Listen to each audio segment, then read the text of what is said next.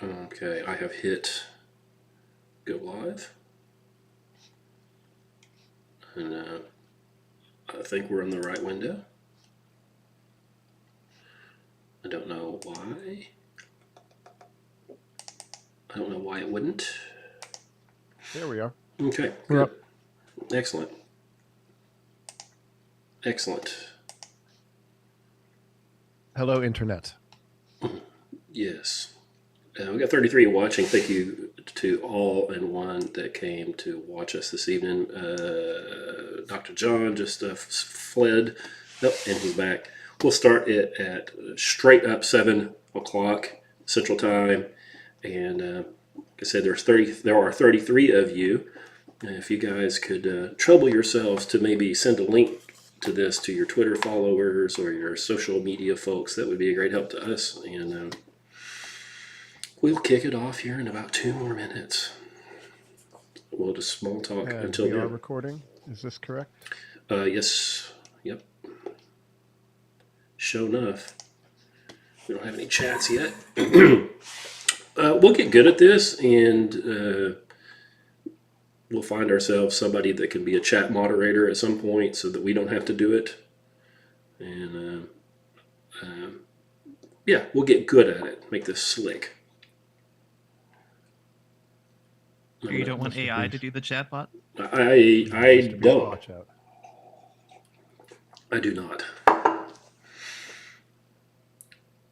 You have to do reaction videos with like your face really big in the corner with the O face.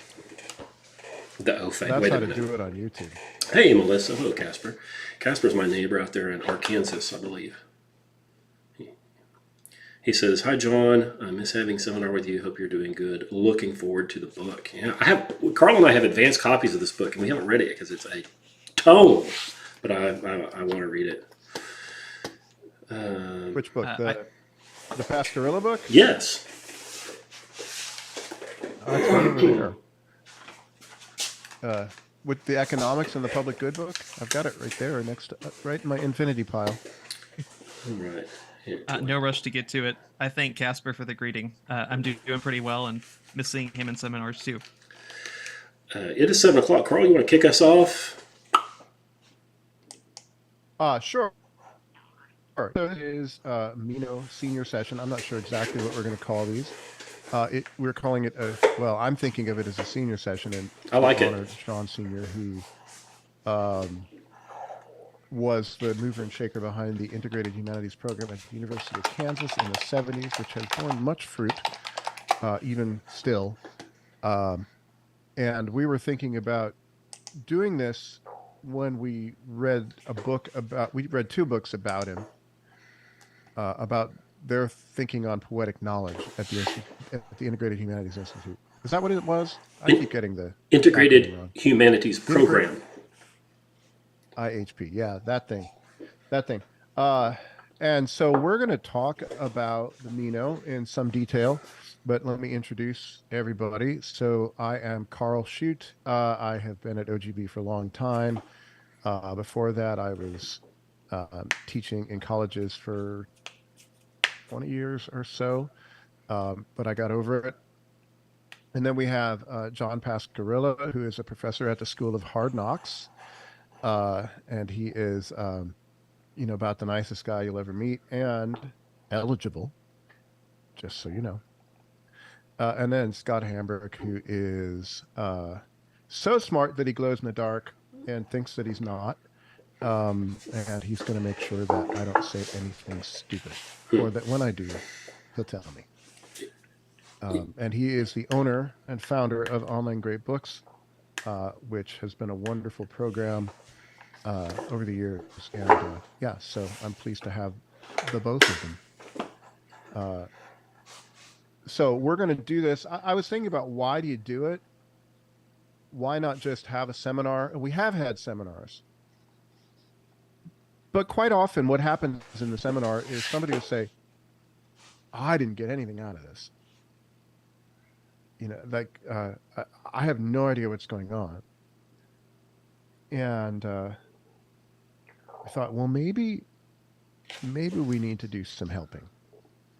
maybe we need to do a little bit more of lecturing rather than seminar to help out our clients, our friends in OGB world. And so I hope that's going to be what we do tonight.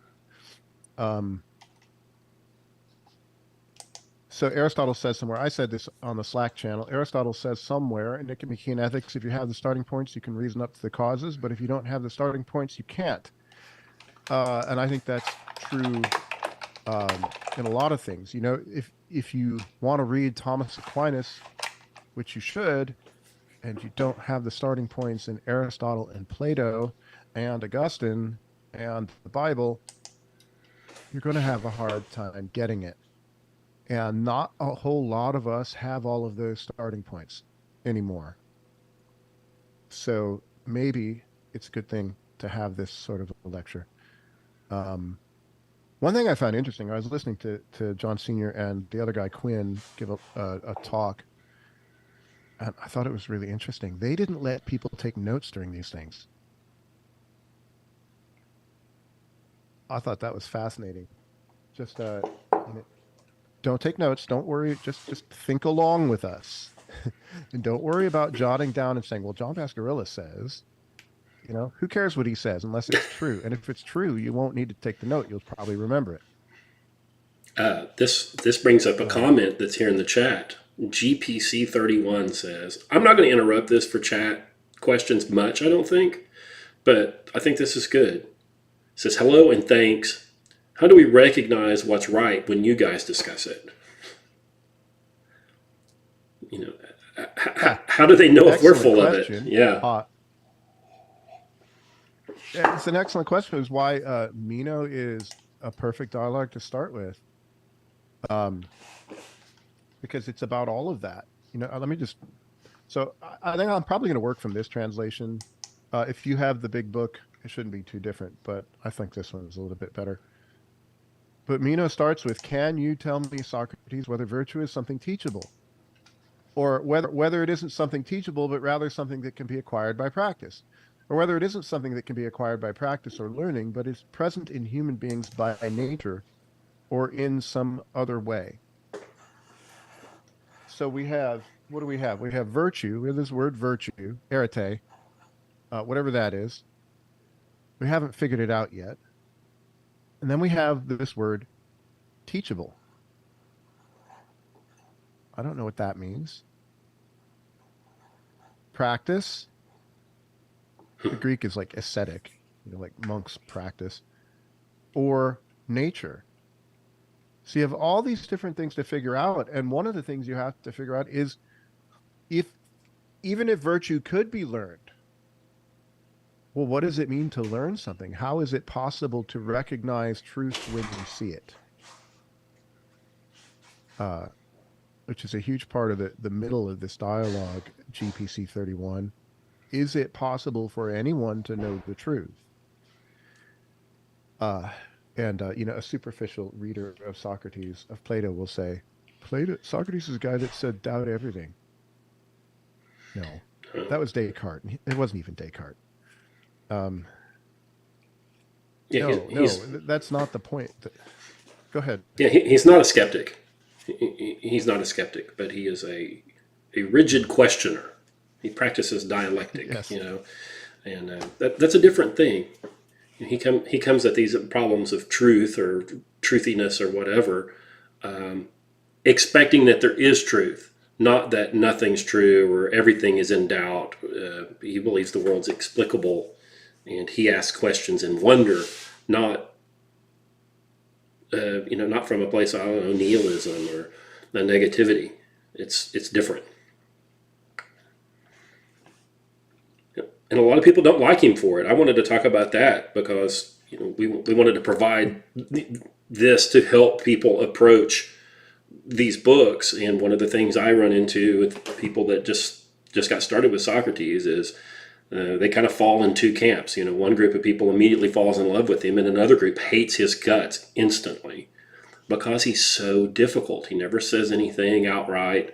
He always questions. And he seems rude. Yeah. But that, Yeah, well, I think if you didn't think there was such a thing as truth, you'd be a sophist.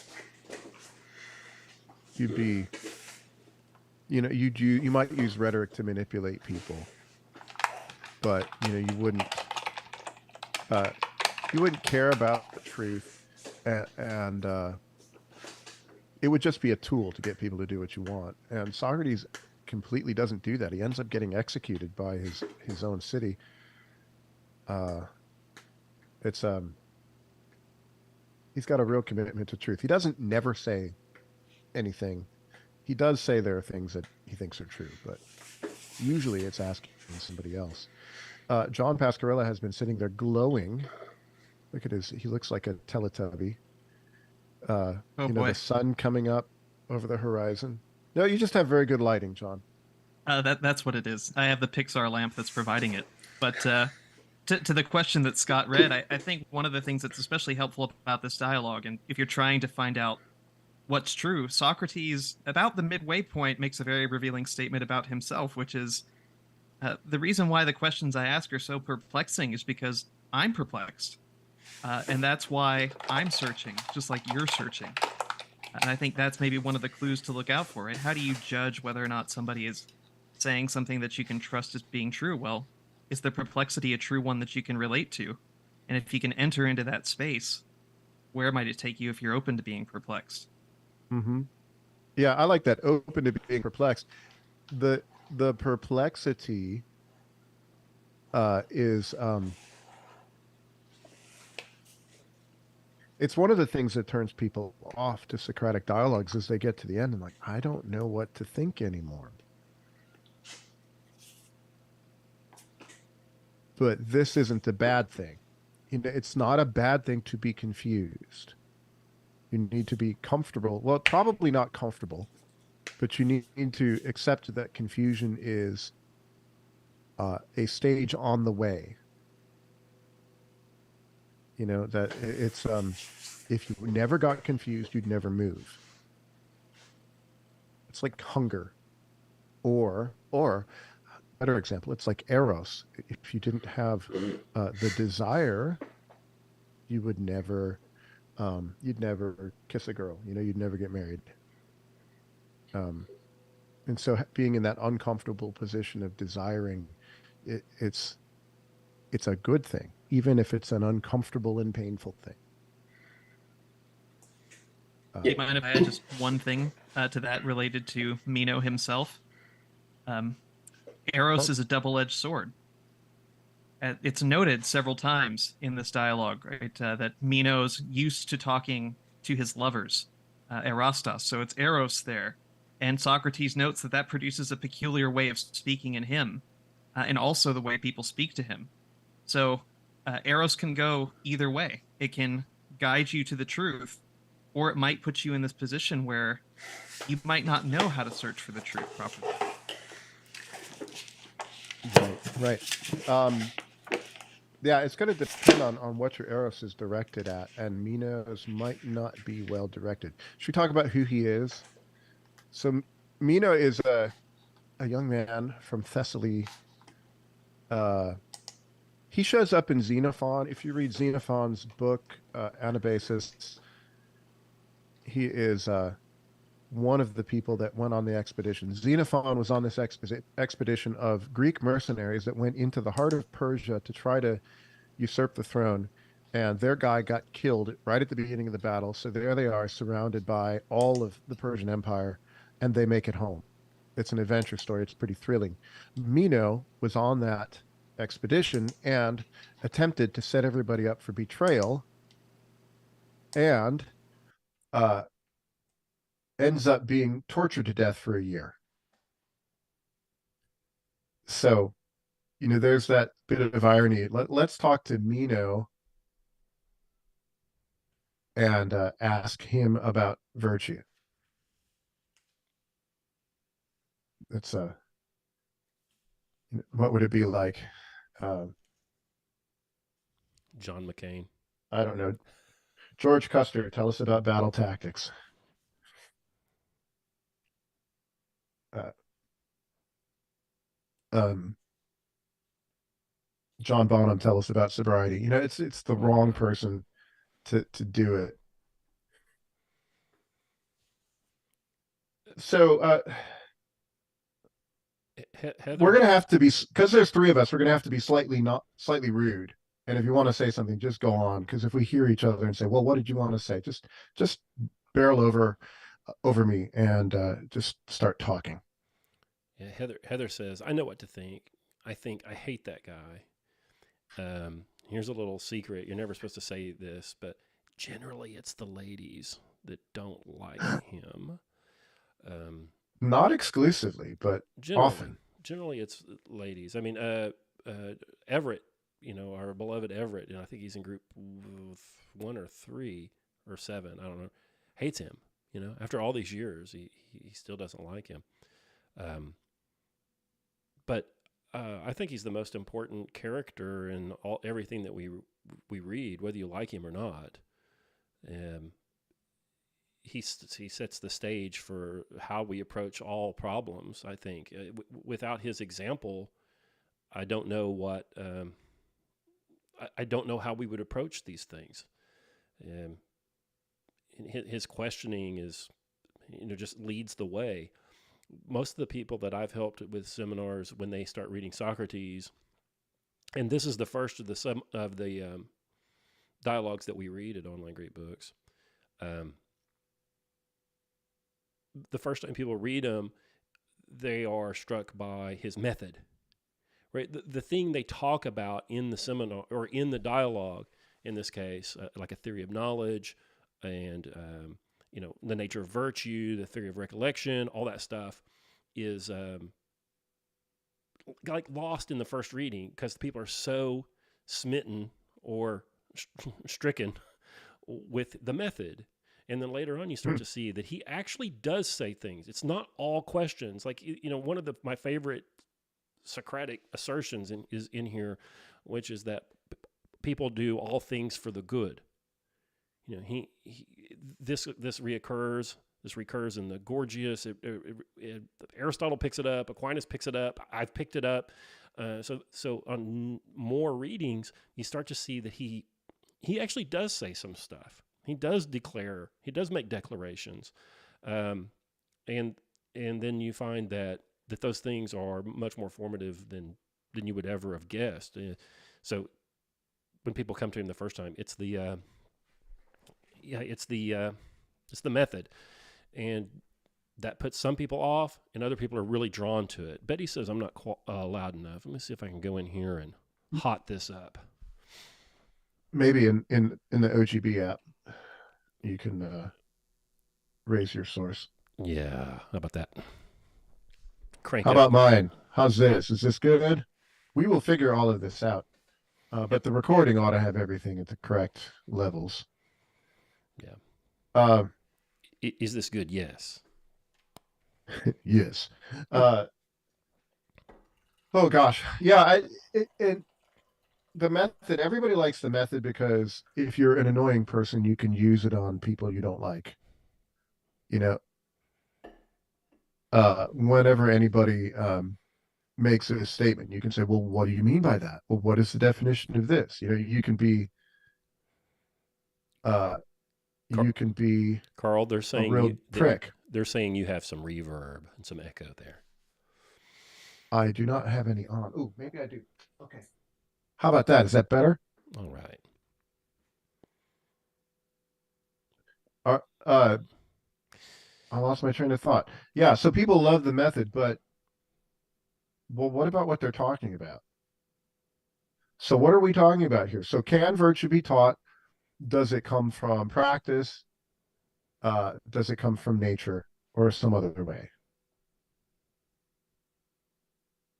And the first reaction that I'm going to ignore all these audio comments because I can't fix them. So I'm just not going to look over there. We'll fix it for later. Just put your ears really close to your headphones and do the best you can, and we will get it fixed for the next one for sure. And Socrates starts saying what I think what might put people off. He starts complimenting Meno. He says, "Well, Meno, you come from Thessaly. Thessaly must have wisdom because you speak so boldly. How could you? You must be wise." And if you know who Meno is, he's clearly not wise. But you must be wise. Well, why must he be wise? Is this just Socrates being an ass? If I say I know what virtue is, I've got it. I know what virtue is. What kind of a person do I have to be if I'm speaking in good faith and earnest and my statement is true? Don't I have to be wise? You either know or you're mistaken. Right. I often wonder if he's being a smarty pants when he does that too. And he always does. Oh, pray tell.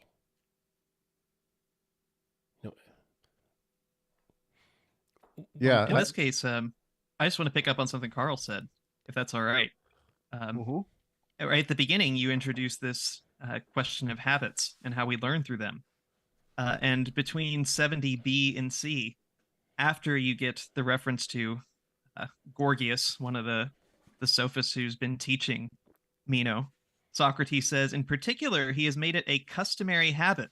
So there's habit showing up for you to answer in a fearless and magnificent manner if someone asks something, as is fitting for those who know, since he too makes himself available to any Greek who wants to ask whatever he wants, and there isn't anyone he doesn't answer. And so we see even it's not just who Meno's been spending his time with, but his character reflects a certain way of thinking he knows.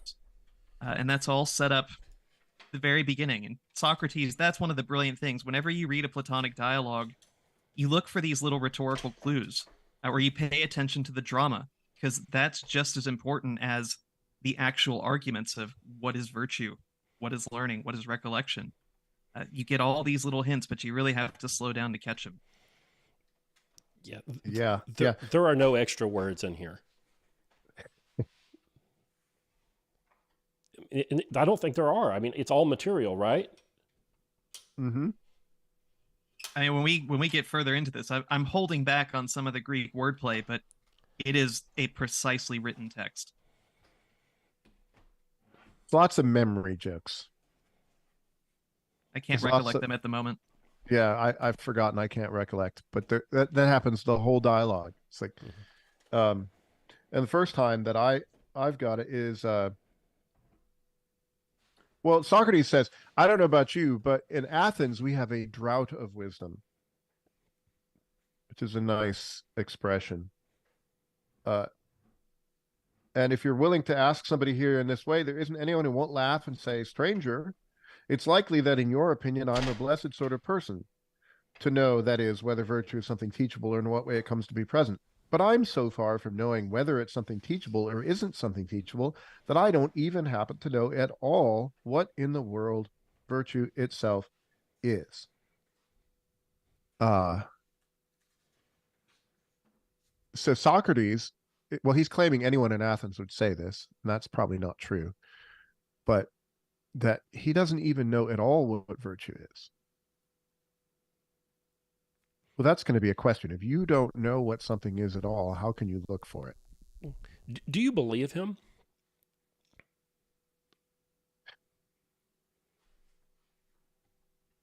I think he's got some ideas. He's got some opinions.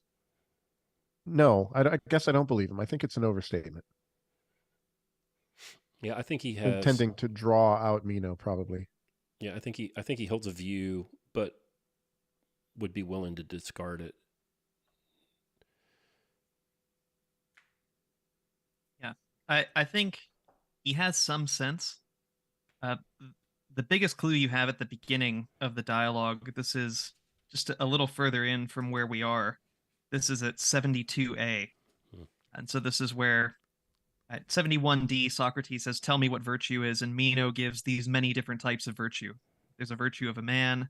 There's a virtue of a woman, a virtue of a child. And he says right at 72A, there are also very many other virtues. So there's no perplexity in speaking about what virtue is. And so this is where I will start with the wordplay a little bit. The word for perplexity there is aporia. It literally means to be without provision. And this is a clue to where Socrates is different from most of his interlocutors. Socrates is humble enough to realize where he is without provision in things. And the first step in working with Meno is Socrates is going to have to show Meno, you need to show that you're actually without provision in this. The problem is you think you're provided, but you've given me all these different types of virtue. You still can't tell me what it is. He's So got hundreds of Socrates, virtues to talk about, John. that's he does. But Socrates says, I don't need 100 right now. I just need the one. The one, and this is one of Socrates, Plato's big recurring themes. The one from the many. How do we integrate? How do we learn? How do we see the universal in all of these virtues? How do we define the thing that defines all those virtues? The Parmenides is about this, and it's a big deal, and our man Aristotle fixes it. But yeah, it's a big problem. In this problem of virtue, this discussion of habit, this discussion of finding the universal in the many, and other subjects in here, they're going to recur over and over and over and over. So you've got to get this, at least some, right? Because he's gonna show us the problems, he's gonna ask us the questions, and he's gonna leave you hanging, maybe. But we're going to come back to them over and over and over again. So when you see these questions and they're not answered, hold tight. By 1170 or 1270, we'll start to answer some of them. But this is why he's the greatest of all time. He sees all the questions. How do we know how do we know something, or how can we find something and we don't know what it is? How can we look for something and we don't know what it is? He's the best at that. Yeah, and so I had one of our old style seminars on categories and on interpretation, which is Aristotle, and I was making the point that this sort of stuff, this development of logic, this is not obvious. You read it and say, "Oh, well, of course everything's this way." Well, no, it's not. Of course, it's not obvious. Most people do not think clearly. This had to be invented. You can see Meno's a perfect example. He doesn't see at this point that there's any problem when he gives his list of virtues. He has this word virtue, and well, does the word virtue have a definition, or is it just part of a language game? You use the word virtue in these sorts of games, like when you're running for office, or does it actually refer to some kind of meaning? That's a big deal. I would say it's foundational. If you can't get the Meno, is language even possible? Is it possible to have a word have a meaning? Right. And if you can't do that, you can't do anything. So he treats of this like every one of these things. What is virtue? What is justice? What is the good life? Over and over and over again, he's trying to get at the meaning of these words. He assumes they actually mean something. He assumes that they signify something that all of us can understand, and you can build the West on that. And then somewhere around 1890, we decided that this was a problem again. And I think so many of the confusing philosophical problems we have now are because people have not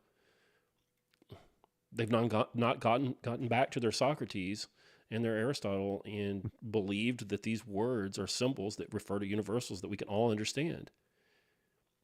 Oh, but we've solved all these problems, Scott. Right. Aporia, John. Right. Does apparition share the root with aporia? No, those are different terms. Damn it. I know. Sorry. You can thank the Romans for that one. And so much else. Sounds you know? similar though. Yeah. Did you think of the Roman Empire today, gentlemen? Oh, of course. I mean, I did. every day, right? What were you thinking about? Well, I was thinking about Constantinople, but that counts. Kinda. Somebody in the chat earlier said, let me see, they made a reference to Plutarch. Why is Plutarch not Yeah. perplexed about virtue like Socrates is? And I think it's because he's Roman. Or post. I love, well, I don't think Plutarch is philosophical. He's a moralist. He's a historian. Are Romans philosophical? See, I speak of them in the present tense. Not as much. Can you even do philosophy in Latin? Yes. I mean, Thomas finishes it all in Latin. What are you talking about? Yeah. Us good Hobbesians know that Latin hath such a quality as to hide the truth, or to make others think they have it and decease from further search. So, the bogus language. Yeah, what is it? Is that Voltaire? Is it Voltaire who says about, the sleeping potion? What makes the sleeping potion work? Well, it has vis dormitiva, which is just Latin for sleeping powers. That's chock full of vis dormitiva. It's like Harry Potter Latin. I want to go back to a joke. Meno is shocked that how can you not know what virtue is? You've never met anyone who knows what virtue is. What about Gorgias? You've met him. And Socrates says, I don't have a very good memory, Meno. So I'm not able to say at present what my opinion of him was then. But perhaps he does know, and you know what he said. So recollect for me how he spoke. So I just wanted to point out the recollection joke. I love when Socrates is like, I don't remember. Well, and why is it? Meno's like, I want to argue. This is what I think. Meno is saying, I wish to argue from authority. This is what Gorgias said virtue is. And so you can be done. You could quote Gorgias or quote Thomas Aquinas or Aristotle or something. This is what virtue is. And Socrates won't play that game. So I don't remember. What do you say it is? You right here, right now, the one who are at stake in this conversation, what do you say that virtue is? Try not to recollect what everybody else has said, but try to recollect what the truth of the matter is. I like that approach. I think that might be why Senior and Quinn and the other guy whose name I can't remember didn't like people taking notes. Frank Nellick. Yeah. Because otherwise, you're just going to jot down what people say, and you should be thinking through what the people are saying and then adopt it on your own. So I'm going to look at Quackle's comment. Yes. Because I think Meno gives up too early. Okay, so Socrates says, what is virtue? And Meno says, well, there's a virtue for a man to manage a city, do good to friends, harm to enemies, don't suffer such harm. Women's virtue is to manage the house, the things within, to obey her man, the child's and the slave's virtue. There are very, very many other virtues. He says something about on next, let's see, this is, if you're following along at home, 72a, he says, the virtue belonging to each of us is related to each task appropriate to each action and time of life. Well, isn't that sort of true? It is, but there's still something universal about these proper actions in the proper time of life that is universal. Right? If there's the virtue for the slave and there's the virtue for the master, and they're different, there's still something about those virtues that make them appropriate for those people in those roles. It's it's meta. It's it's a higher level of abstraction. In so many of of these dialogues, Socrates is trying to get people to integrate these concepts and go to higher levels of abstraction, and they just don't want to do it. Meno doesn't want to do it. He keeps giving these lists. Oh, I keep asking for one virtue, and you show me hundreds. If Meno can give him lists of virtues, and Quackle says, why can't virtue be defined as simply a list of things? If he can give them that list, how do we know they belong on the list? What about them puts them on the list? That's the question we need to answer. How do we know they go on the list? Because we could say thrift, propriety, moderation, justice, shoplifting. One of these things doesn't go there. How do you know? How do we know? Yeah, the list needs a rule unless it's just an accidental collection of things. It's like if you're out walking, if you're out hiking, and you see a pile of rocks, well, you should kick it down because some human has made that pile and disturbed the place. But that pile of rocks, there's no intrinsic relation between the rocks. It's just a bunch of stuff that somebody stacked up. So who made the list? Is it accidentally ordered? Is it what serves the people in power in the polis? Justice is the will of the stronger. Is that who made the list? Or is it logos? Is there an account? Logos is a big word in Greek philosophy and New Testament theology. Is there an account, a reckoning that you can give for why everything's on the list? If you can. I say yes. We can make... I say, I hope so. I'm a reformed skeptic. I hope so. I really hope so. I say there is, because we could get out a whiteboard and we could start making a list of virtues, and I think that we could write 40 items on that board, and none of us or the people in the chat would disagree that those things represent virtues. To what do they refer? What makes them a virtue?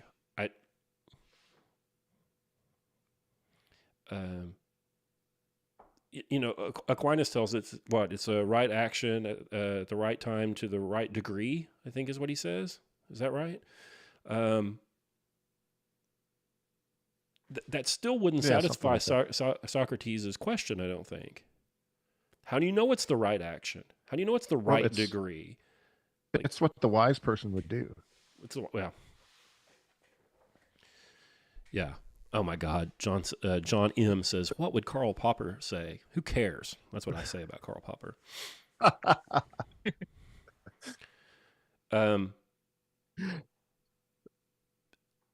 If we can talk about this, if Meno can make the list, if Socrates can say, yeah, but why are they on the list?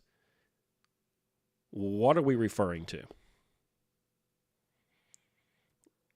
Well, there's something else. So the form, right? I mean, I don't know. Where are we going? Yeah.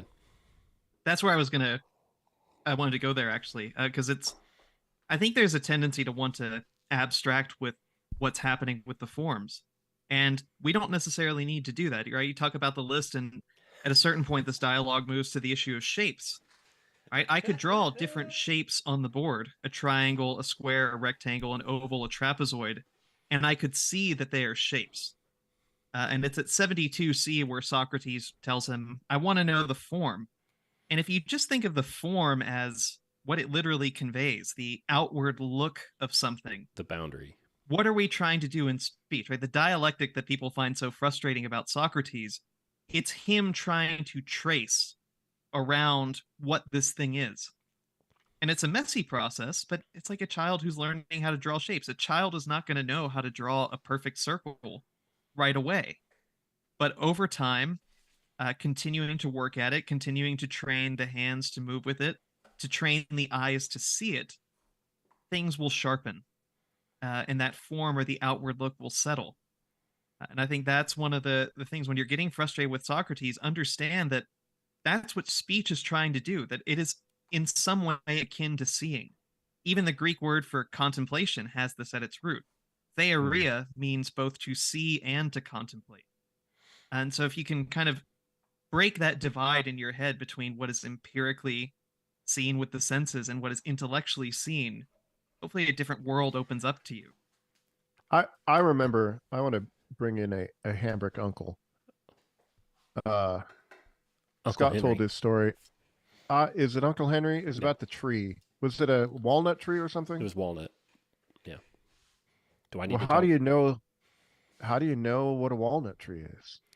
I asked Uncle Henry, how can I tell a young pecan tree from a young walnut tree? They're very similar. And he said, well, you need to get a 6-pack of beer and a chair and sit and stare at them.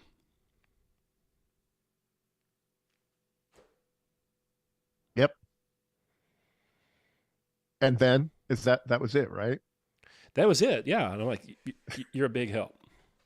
You know, but he's Some would right. say that's nuts. But He's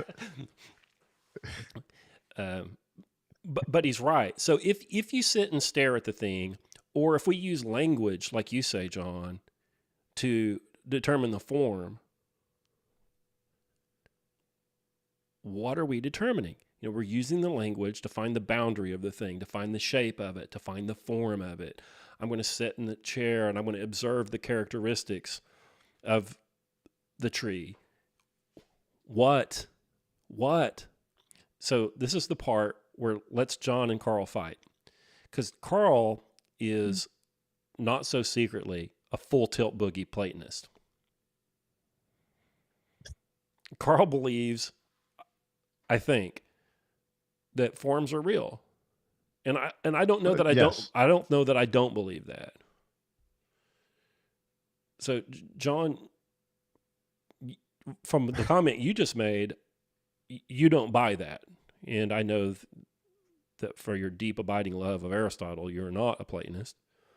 So I'm going to sit back and smoke this pipe and you guys fight.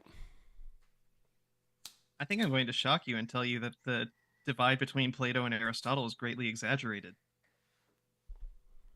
Aristotle's a Platonist too. He's the best teacher of Plato Shocker. ever, for sure. Yeah.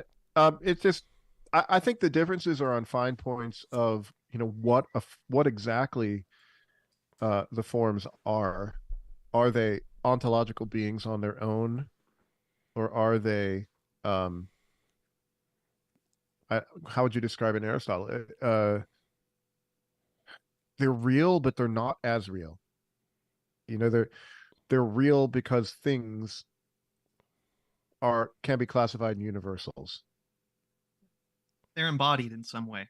Yeah, that's a good way to put it. They're embodied. Embodied, and and that's a real word. The form gives body to the concept. Squareness, Pascarella-ness. Yeah, whatever. but you don't ever see squareness.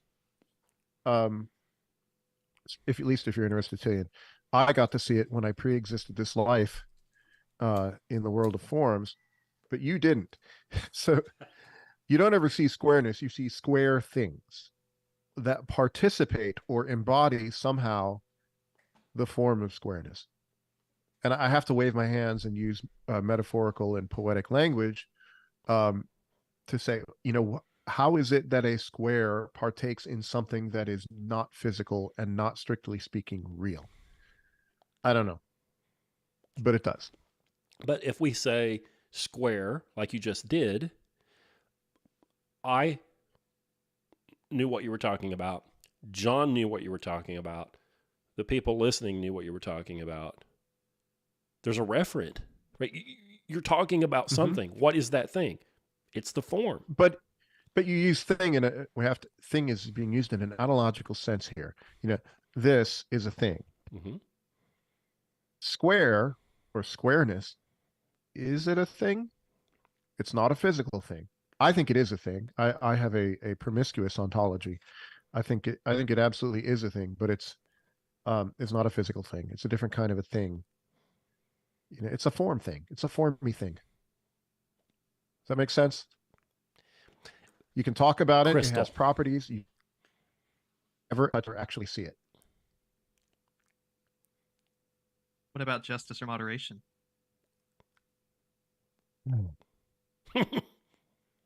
I think they might be less thingy.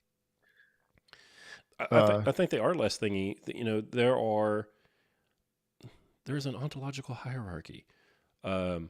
Squareness is more thingy than moderation is. And Socrates' problem, his project, I think, is mostly bestowing thinginess on abstractions, justice, virtue, love, whatever.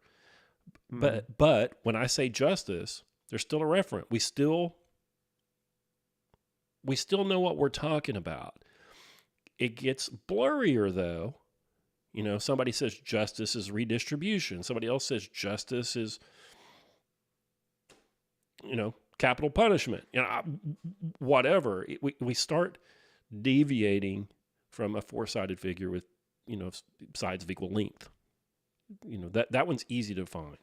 Yeah. So we're back to this problem of making the list. Yeah, I think the closer you get to justice and moderation, there's so many contingencies. It's still a thing, but there's so many contingent elements in it that there's not an escape clause in moderation, but you have to be moderate. But what counts as moderation? That's going to depend greatly on situations in your life. How much alcohol is moderate for you?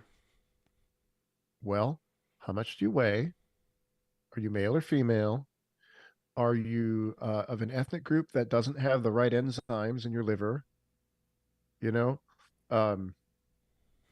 Are you an angry drunk? There's all sorts of things that play into where exactly on the needle moderation with respect to alcohol lies for you.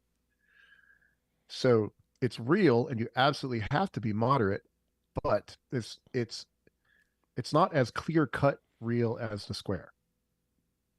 Does that make sense? Yes. You're still not. Do you mind if I?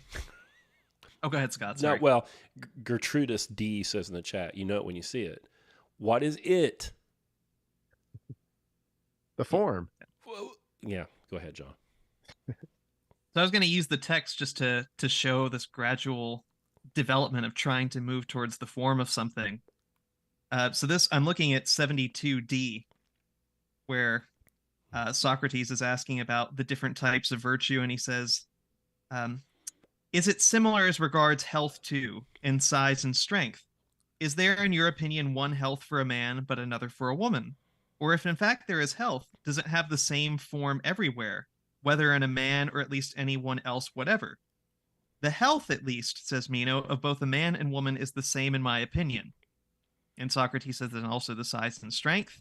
And I love this very embodied description, right? If you can acknowledge that you have an idea of what health is in a person, that's the first step of showing, oh, I actually can see this thing that exists in multiple things at once in different ways. I can see strength existing in different people in different ways, but it's still strength. But then, as always, it starts to get a little confounded around 73B, where the political examples start to come in, right? Because Meno has this conception that virtues tied to the city or a household. And by the time you get to 73D, is Gorgias's definition that virtue is in ruling people. And then that's where we start to lose that ability to see clearly. The most we can say is that rule should happen with justice and moderation. But as Socrates pushes him a little, is that a virtue? Right. Is that virtue itself or just a virtue? And so I just like trying, right? If we're trying to figure out how do you see these things, you work with the things that you know and understand and build up. And then when you realize, oh, that analogy doesn't quite track, or maybe it's a little harder to see, then you've got to shift gears a bit. Yeah, I want to point out right before that section in 73A, a statement of Meno that almost every student I ever had in an ethics class would say. So Socrates is attempting to say that for virtue, for ethics, for virtue, there is a thing there. There is something real there, just like for health and for strength. And Meno says, in my opinion, at least Socrates, this is somehow no longer similar to those others. We can talk scientifically about all sorts of things, except how to live. Right. Unless we want to. That's the one place. Unless we want to, and then we'll be materialists, and everything is about blood pH and chemical milieu, and Yeah. Yeah. Yeah, but what makes for a good blood pH? Nicotine. John, he says, well, let's look at health. What about health for men and women? Is it the same? And one of the things I love about these is nobody ever jumps up and says, well, I know a really, really strong woman. They allow him to make these generalizations that mostly hold. Actually, there's nobody ever does different that for men and women. Yeah. One other point for new folks. We keep referring to these numbers, 73A, B, whatever. These are called Stephanus numbers. John and I are reading different editions. I don't know, maybe Karl's reading even a third one. But if you've got a good... Karl and I are in the same. We all are. Yeah, mine's different than that. Yeah, I got the Bartlett translation. I wanted a fresh look. I'm reading Grube, or Gurbe from Hackett. So it doesn't matter. If you've got a good Plato, the page numbers won't matter. You're going to be able to find the chunks you're talking about with the people in your group in the margins. They're called the Stephanus numbers. There was a monk 1,000 years ago. No, it wasn't. It's in the 1500s, I think, who compiled all of these various dialogues that were in far-flung monasteries or whatever, and put them all in one multi-volume set, and then numbered them. And that's where we get these numbers, and we've agreed to keep those. So that's what we're doing.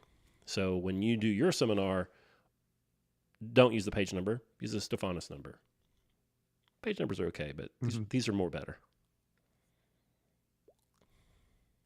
Yeah, they'll know that you're in the know, that you're an initiate into the mysteries. Well,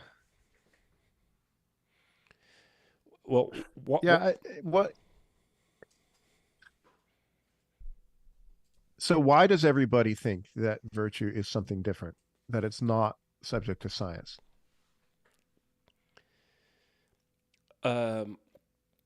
Because they don't want to be virtuous. Our conception of science has also changed. This is something that comes up, I think, near the midpoint of the dialogue about Socrates makes a distinction between true opinion and knowledge or science, episteme. We've tended to make it a much more materialistic understanding of science. But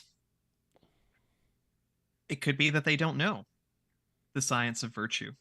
And I want to be very clear that I'm using the Greek sense of that, not some diet plan or exercise routine that will produce virtue in you, which would be our inclination to think about it today. Yeah, Jay Crossley said not empirically testable. I think this might be the pernicious influence of people like Karl Popper, that if you can't do a verification test on it, it's not science. Well, and Descartes, they want to reduce everything to number. Yeah, the method rather than the content. But my second favorite philosopher, maybe my third, Aristotle, makes this point. And wait a minute. Ethics. Wait a minute. Who's one? Plato. Okay, number two. Maybe Aristotle. Okay, and then number three. Thomas. I'll allow it. Is that okay? I'll allow it. How does that make you feel? Where was I? Darn it. Yeah, so Aristotle says somewhere that it's still a science, even if it's only true for the most part. Medicine, for the most part, uh, what is it? Plavix for people with blood clots. You give them Plavix for the most part. Well, some people have a bad reaction to it. Does that mean that medicine is not a science? M- Modern scientific method based science is it isn't. It's just this probabilistic game that we play. You've got, you need Plavix, you're probably going to benefit from it. Some people have adverse reactions. Some people it doesn't treat the symptoms we're trying to treat, whatever. It's all probabilistic. And, Mm-hmm. That's a standard, right? I mean, that's a standard for verifying a truth claim. Plavix is good for people with this condition. How do you know? How are you going to know? Well, a probabilistic model is one way to do that. What is virtue? Yeah. Well, 9 out of 10 physicians say that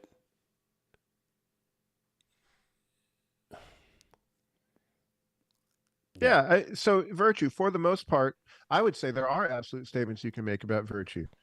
The wiggle room comes in the application. Everybody needs to be just. Everybody needs to be moderate. Everybody needs to be courageous. What else is on his list? Probably everybody needs to be magnificent. That's on Meno's list. Well, fine. What does courage look like? Okay, if you are a soldier, your virtue of courage is going to look differently than if you are a mother with 5 kids in the Depression. Your courage is going to be different, but it's still courage. It's still facing up to things that are fearsome, but yet good to do. But from the outside, it's going to look different. And so that would be, for me, that's the good faith way that's the best reason that you could think that morality somehow is different. That when it works out into the details, a whole bunch of courageous people can look a lot different. The bad faith reason is, I think there's a clue here, because right after Meno says this, his first definition of virtue is, what else than to be able to rule human beings? So it might be about the power. There's always the shadow of the tyrant in I'm coming to see that in these Platonic dialogues. There's always tyranny in the background. we have a nominalist in the chat.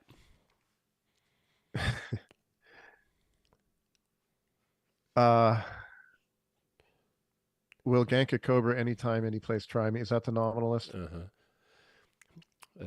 This person writes, I wonder if virtue is inferred from a large data set the way language is acquired from a large volume of messages in that language. So, like grammar, virtue has general rules, but also irregularities. It's not strictly nominalism, but the nominalists are one of Socrates' foes. Like, just calling it virtue doesn't make it virtue. Like, you're referring to something.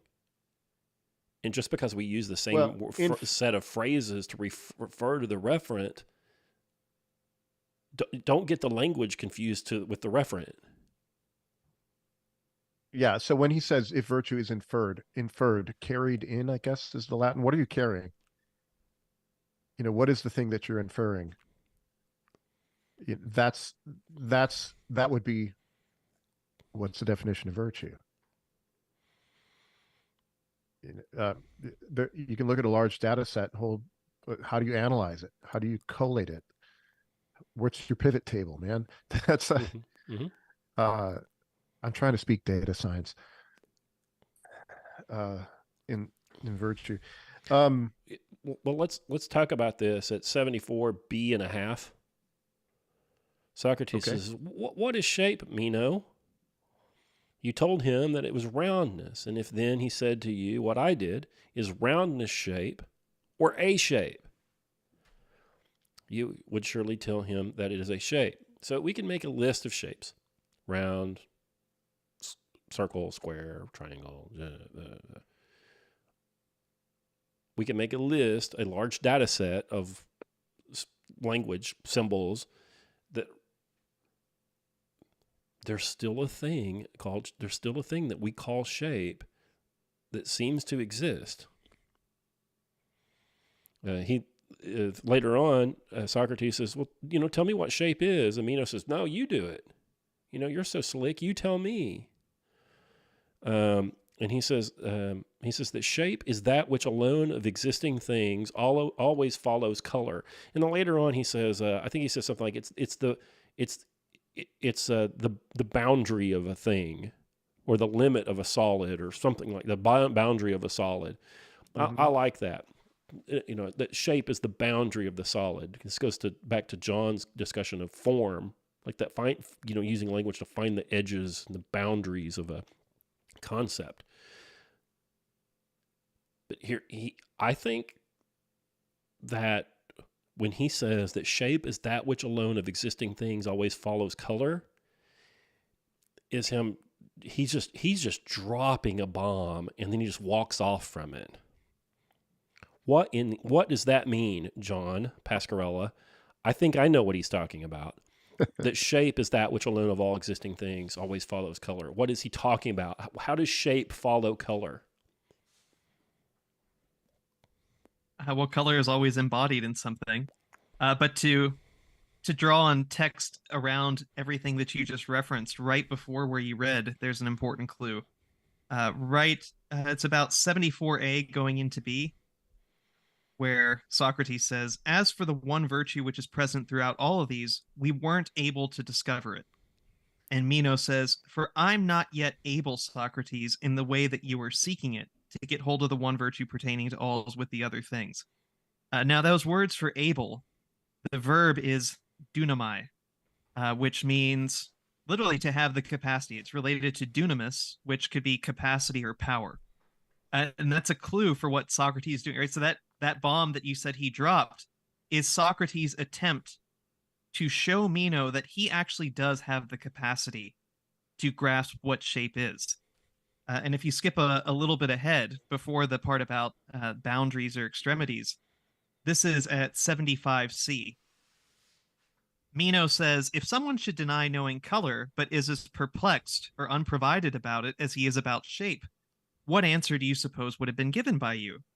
And Socrates says, "For my part, what's true? And if the questioner should be one of the wise, as well as eristic and contentious, I would say to him, I've had my say. If I speak incorrectly, it's your task to receive the argument and refute it. But if, being friends, just as you and I are now, they should want to converse with one another, they ought to answer in a way that is somehow gentler and more dialectical. And perhaps the more dialectical way is not only to answer what's true, but to do so also by means of those things the person being asked agrees he knows. I will try to speak to you in this way." And that is, right, this is the payoff for that question about, do you have the capacity? You could approach things very contentiously, and I think that's how people misread Socrates, that when he's questioning people, he's just trolling them. And he's being very clear here. That contentious way of interacting with somebody in speech is not the same as philosophy, which has friendship embedded within its very name. And if you want to lead people to what is true, you have to work with what they know so that they can develop the capacity to see what you see. So that definition of shape shifts, no pun intended there, because Socrates is now working with what Meno knows. Yeah, that's I noted that earlier today that it's the Socratic method is actually kind. Well, it can be kind unless you take it to be a fight, you know. Well, so what he does there, he says, he's trying to get him a definition of shape, and he says to Meno, "Do you call something an end? A limit?" And Meno says, "Yes, I do call these things that, and I think I understand what you mean." And he asks him a few more geometry questions. Do you understand what these things are? And he says, "Yes, yes." Well, then I would say that shape is the limit of a solid. Okay, so that's something that he could get, that shape is the limit of a solid. Uh, so that's a reasonable definition. Gosh, there's so much good stuff here. He still wants to know what color is. Um, I want to And go you back to get this. this. I want to go back to this Socratic method, this Yes, please. dialectic thing, this friendly inquiry thing. I use dialectic to investigate things that I can't investigate with deduction or induction. Deduction, the syllogism. All men are mortal. Socrates is a man, therefore Socrates is immortal. You can lock that up. We can prove if all the terms fit and everything's right, we can prove our conclusion. There's stuff, like, what medication we're going to give Karl, where we can use induction and, we can make these probabilistic models. But if you say, what is justice? We can't write a proof. Aristotle tries. You can't write a proof. So how do you do that? Well, to me, dialectic is the tool. I can tell you, we can ask each other a lot of questions about the nature of justice, let's say, or virtue. We'll stick with virtue.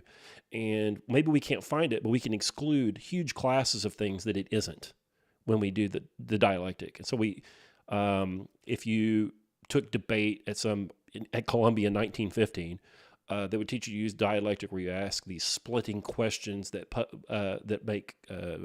put concepts in opposition to each other, and you dice the thing up. Okay, whatever. That's not what Socrates is doing, though. I don't know what he's doing. I believe that what he is doing is he's trying to trigger the recollection. I believe that he actually believes in his theory of recollection. And he talks about it in the Republic. He talks about it in other places.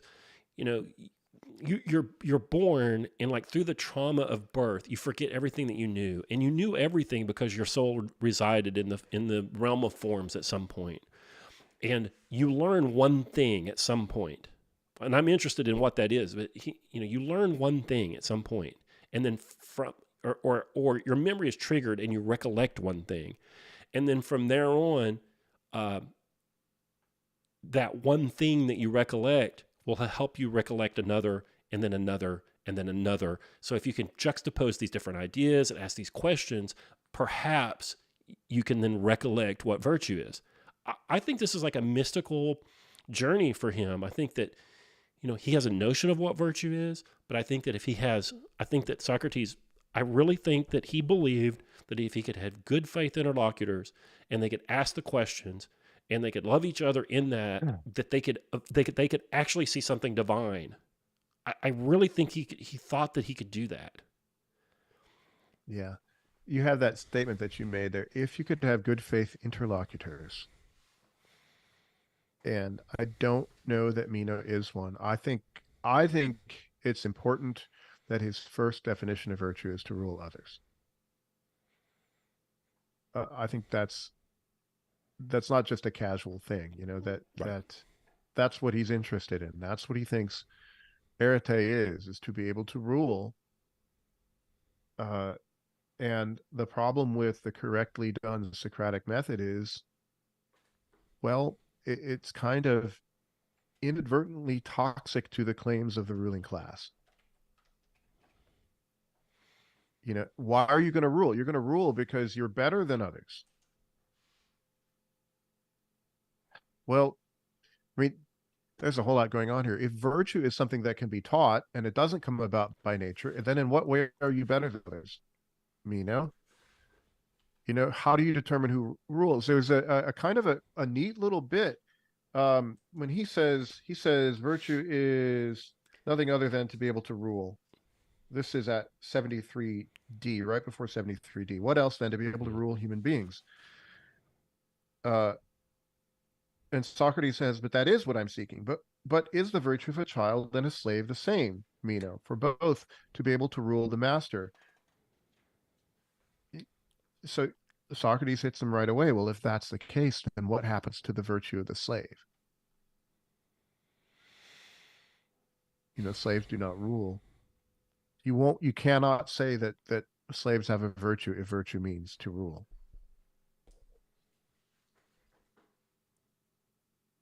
And yeah, I think there's some aristocratic stuff going on here.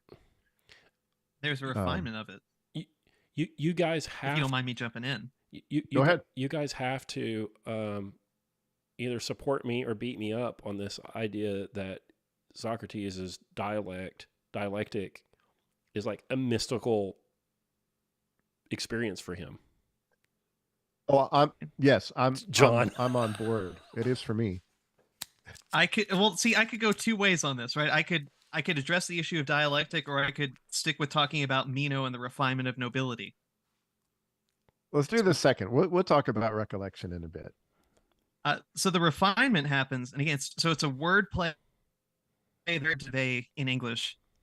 This is at 77b. So initially, Meno's definition is virtue is ruling, and then at 77b, he says, "In my opinion, Socrates, virtue is just as the poet says, to rejoice in noble or beautiful things and to be capable." Again, dunamai, or powerful. Bartlett notes that play. "I too say that this is virtue. For one who desires the noble or beautiful things to be capable, dunaton, of providing for them for himself." And here is now the payoff on aporia. The word for providing is the verb porizo. And so this is one of the most brilliant things about the Greeks. The experience of aporia actually provides. And we're starting to warm Meno up to the point he's dropping rule. He's still allured by power, but the word for power also means capacity. And even in Aristotle's definition of slaves in Book 1 of the Politics, he talks about their capacity and whether or not it is given by nature, just as there's a capacity given by nature. But what's interesting about Meno is that he thinks in terms of power and capacity and providing. Still very materialistic, very political, but we're getting somewhere.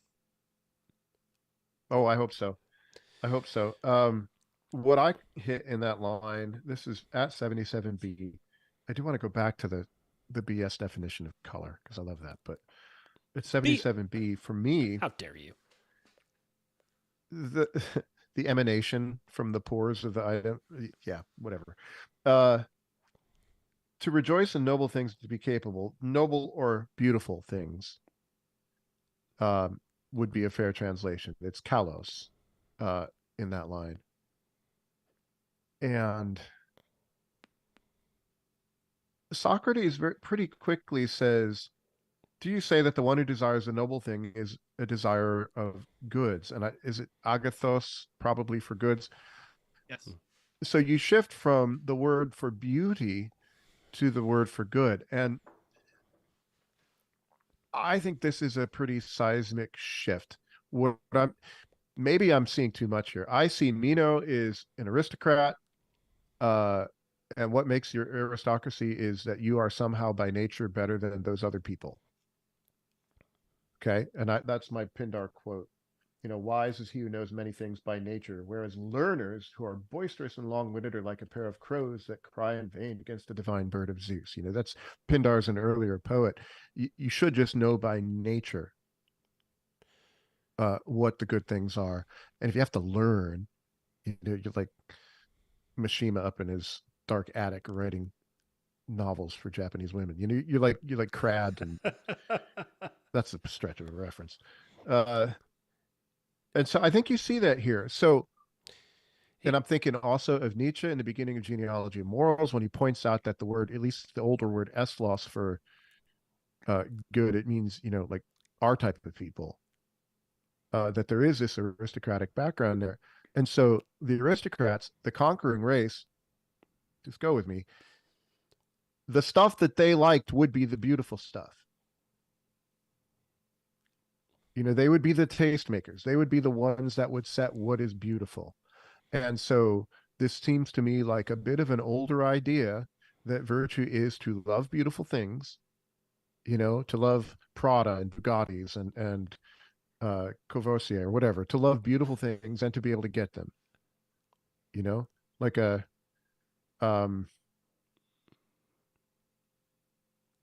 and I think that shift that Socrates does from, no, not beautiful things, good things. It's like a shift from the noble morality to, well, something else.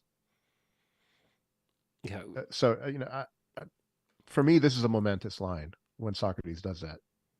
Yeah. He Two moves it things to I'll add. he Go moves ahead, Scott. he Sorry. moves it to another level of abstraction. You know, beauty is an aesthetic quality, and so is ugliness. The beauty would be gooder or better than ugliness. The good is higher than beauty. We talk about these transcendence, right? You got the good, the beautiful, and the true, and the good is beautiful, the beautiful is true, the true is good, and he's moving us away from just like, oh, beauty's the highest, into a higher level of abstraction. I think if beauty's desirable, why? Because it's good. Is this an innovation? From the time of Pindar. Feels like to me. And I wish they had taken more time on this point. And Meno just says, well, okay. Well, Socrates does get him to admit it's the good, right? He Officially, does. at right around 78b going to C. Socrates says, as is likely is virtue according to your account, or your logos, the capacity, dunamis, to provide the good things for oneself. In my opinion, Socrates is altogether as you are now taking it to be. And it's just one thing to add to what you've been saying, Karl, is the word for the aristocratic, the noble and good, kalos kagathos. So it's a compound term. And Socrates does have doubts on whether or not those two things go together. But he at least gets Meno at this point to say, yeah, it's the capacity to provide good things, not the noble things. Yeah. Yeah, I want more there. If I were Meno, I would be like, wait a minute, Socrates. Show to me somehow, help me recollect that the beautiful is the good. And I want more. And instead, what you get is, to desire good things seems to be superfluous in the definition, because doesn't everybody desire good things? Earlier, we talked about making a list of virtues. And I said that we could make a list of virtues on a whiteboard, and we would agree on all of those things were virtues. Thrift, prudence, whatever. It would be pretty easy to do. So we have a notion of what that is. I have a notion that beauty is good. And I can't tell you where that comes from. Is this acculturated? Is it because I'm keyed into the realm of forms and I know? Is this new, is what I'm saying. Like for me, I automatically believe that if something is true, it is good. If something is beautiful, it's good. Yeah. When he asked this question, is if I were there new? with Socrates, yeah, I would bring up that line from, it's either book 2 or 3 of the Iliad, when the old men of Troy are talking about the beauty of Helen. Terrible beauty. I'd have to look it up. Terrible, frightful beauty. Definitely she's beautiful. Is it good that she's beautiful? It brings destruction and horror. So I want him to help me to identify the two. Yes. We'll not solve this. Yeah. No, I want more. This chunk here, 77 and 78, is devastating because of this issue. He goes on here in late 77 and early 78 to essentially assert, well, here it is, 77D and a half. It is clear then that those who do not know things to be bad do not desire what is bad, but they desire those things that they believe to be good but are in fact bad. It follows that those who have no knowledge of these things and believe them to be good clearly desire good things. Is that so? Meno says it is likely. This is a huge thing, and he's been building up to this. He's saying all men desire things for the good, if they do something that is bad, they do it because they are in error or they have a misapprehension or an incomplete understanding, but they do it for what they perceive to be the good. Okay. Let's table that for a minute. We can do 4 hours on it, I think. This was a revelation to me when I first read it. Why do bad people do things? What's the nature of evil? How do you explain these war crimes? All this stuff. All these problems are dealt with in this statement. But before we get to that, though, I want to go back to 77b. Virtue is to desire beautiful things and have the power to acquire them. The power thing is a big deal. If you are a slave, is it even possible, if this is true, is it even possible for you to be virtuous? Because you don't have the power to acquire beautiful things. Later on, he says beautiful things are good. Later on, you can say, okay, then the virtue is the power to acquire good things or to do good. What if you're handicapped? What if you're a slave?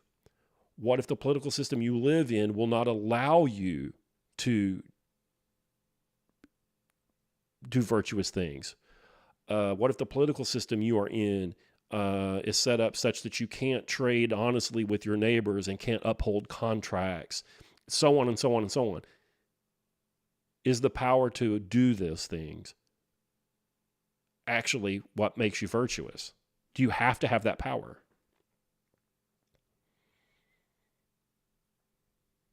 Do we agree with this? Yeah, I've been thinking about this for reasons that hopefully I'll be able to reveal in the coming months.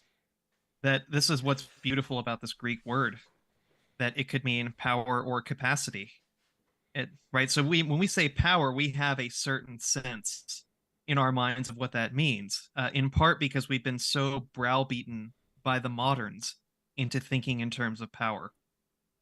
But one of the interesting things, I'll jump outside Meno for a second in the hopes of bringing it back, is in book 1 of the Politics, it's not until after the discussion of slavery that Aristotle for the first time mentions the idea of being unprovided over the relationship between money making and household management. And after he goes through that inquiry and he turns to household management itself, he starts asking all these unprovided questions about the slave. Right? If the slave is a human being, can we really deny that the slave has the capacity for virtue? And so I think if you're thinking in terms of nature and capacity, you have to figure out, well, what is the nature of a human being first? Think about that. Would there be a human being who's a slave? But do they actually have that capacity to be a slave? If they don't, yet we make them slaves, then we're doing something that's contrary to nature. And it's that experience of being unprovided that makes you aware of your common capacities. Right? So on the face, this thing that looks to us like a power differential, master and slave, if we become a little more perplexed about it and start thinking in terms of capacities, we'll start asking, well, wait a minute, does that person actually deserve to rule this person in this way? Or might there be a common form or capacity between them, in which case this whole relationship is bunk?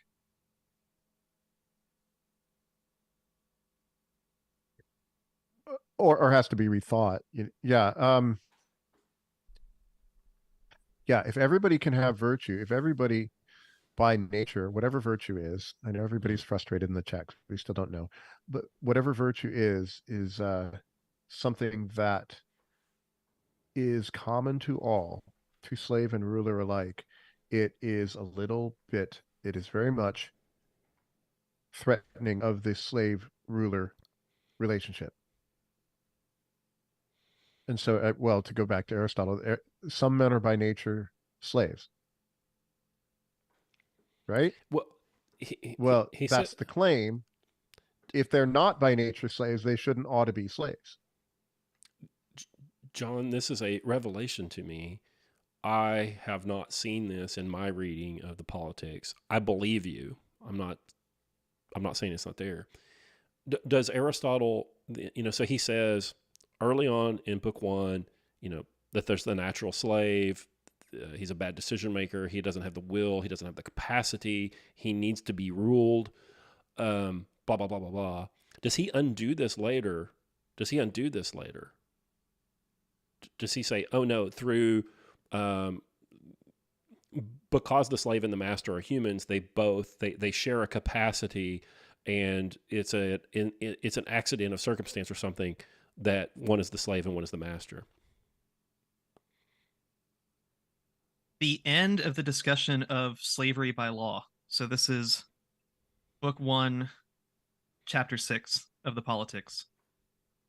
Aristotle mentions the possibility of friendship between a master and a slave, which is a radical thing.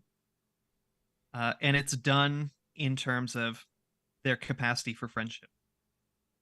So it's actually in the text. And I don't want to stray there too much because I want to make sure we stay on Meno. It's okay. But that is, if you're thinking about the capacity for virtue, or in fact, right, since we're talking about virtue, to jump to the Ethics, book 2, right? Aristotle says the virtues come to be in us neither by nature nor contrary to nature, but in us who are of such a capacity as to take them on. So the capacity is within human nature. That's where Socrates has to move this, right? You, Meno, want to think capacity is just power. But capacity is actually something in you. That's the natural foundation. And working with that is the key. But you got to get him free from his political vision. You got to get him free even from his erotic vision. Because he has so many people who speak to him and fawn on him in a certain way. You have to move him from eros to philia. Yeah, it doesn't work, by the way. To judge by his end. I want to briefly go back, and then we can go forward. The briefly going back is Socrates gives a modern scientific definition of color at 76D and a half. Color is an emanation of shapes commensurate with sight and hence subject to perception. Perfect. It is an efflorescence from the pores of things. And play on Meno's, poros, by the way. Same root. Is it? Yeah. And Meno likes it. In my opinion, Socrates, this is the best answer you've given. And Socrates says something I found really interesting in this translation, which I hadn't seen before, 76E. For it is a tragic answer, Meno. As a result, it's more satisfactory to you than one concerning shape. He likes it because it's pleasant. It pleases him. That's the only translation that I've seen that makes that to be tragic. Tragedies are pleasing to you. It's very weird that they're pleasing to you, but go see a Medea kill her children and you walk out pleased, but you do. And this is a temptation when you are doing this kind of discussion and dialectic. You would like the answer that is pleasing. Like I'm thinking in Blazing Saddles when everybody harumphs. Harumph. Groob here says John knows this movie. A theatrical answer. Yeah. Yeah, this is a great definition. I mean, I think it holds.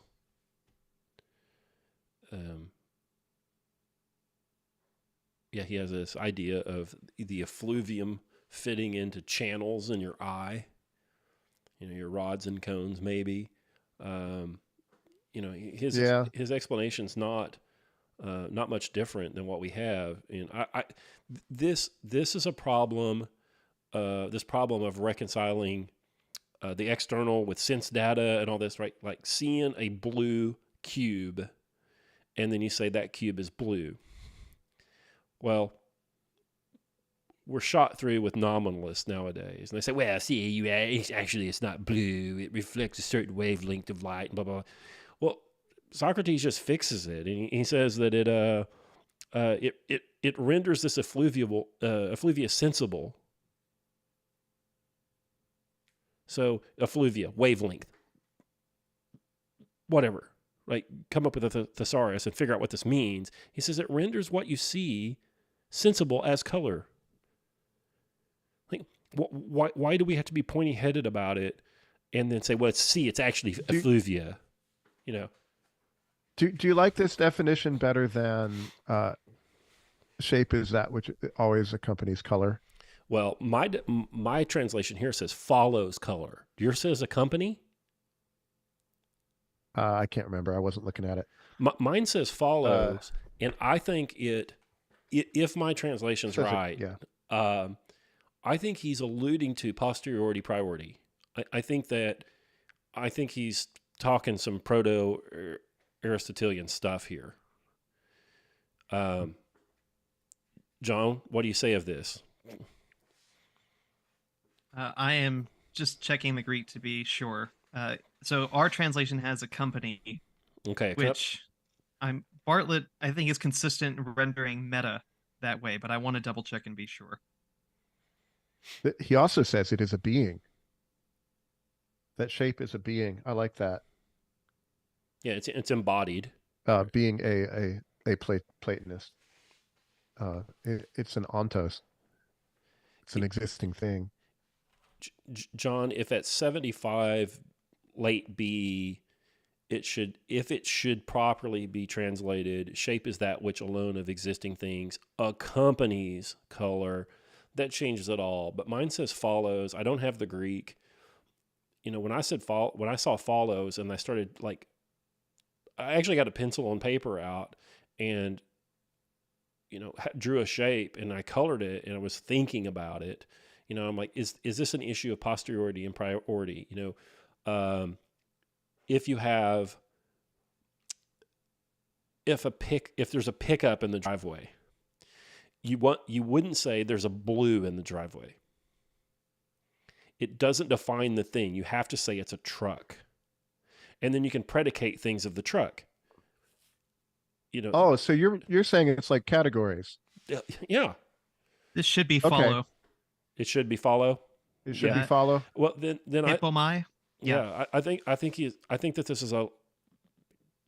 this is this is proto-Aristotelian logic. I think where he's saying that that the color is always predicated of shape. It always follows shape. Well, actually, he says shape is that which alone follows color. I think he's in error there. If shape doesn't follow the color.